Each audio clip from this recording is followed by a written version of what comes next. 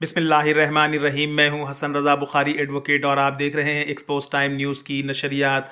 कायदे जमहूरियत आलम इस्लाम की पहली और पाकिस्तान की पहली वज़ीर आज़म मोहतरमा बेनज़ीर भुट्टो की 14वीं बरसी आज लाड़काना में अक़ीदत और एहतराम के साथ मनाई जा रही है।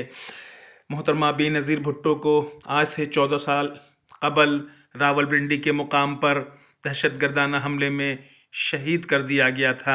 मोहतरमा बेनज़ीर भुट्टो आलम इस्लाम और पाकिस्तान की पहली वज़ीर आज़म हैं जिन्होंने मसनद इक़्तिदार संभाला और न सिर्फ पाकिस्तान की पूरी दुनिया में एक तवाना आवाज़ बनकर उभरी बल्कि शहीद ज़ुल्फ़िकार अली भुट्टो की हकीकी जानशी भी साबित हुई। उनके दौर में पाकिस्तान ने तरक्की की मनाजिल तय की। उनके शहादत की वजह से कराची में जो पुरतशद्दुद वाक़यात हुए वो भी तारीख़ का हिस्सा है। आज मोहतरमा बेनज़ीर भुट्टो की बरसी के मौके पर लाड़काना में बिलावल भुट्टो ज़रदारी और वज़ीर आला सिंध मुराद अली शाह भी ख़िताब फरमाएंगे।